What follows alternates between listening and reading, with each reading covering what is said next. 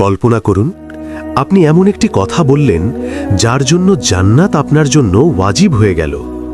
এক সাহাবী রাসূলুল্লাহ সাল্লাল্লাহু আলাইহি ওয়াসাল্লামের কাছে এসে বললেন, ইয়া রাসূলুল্লাহ, আমাকে এমন একটি আমল বলুন যা আমাকে জান্নাতে নিয়ে যাবে।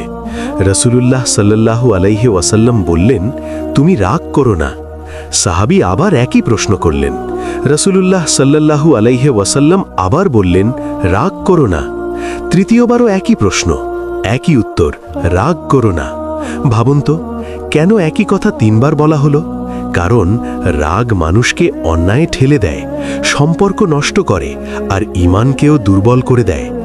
আজ আমরা ছোট ছোট বিষয়েও রেগে যাই, কিন্তু একজন মুমিন নিজেকে নিয়ন্ত্রণ করতে শেখে। আজ থেকেই চেষ্টা করুন রাগকে নয়, নিজের নফসকে নিয়ন্ত্রণ করতে।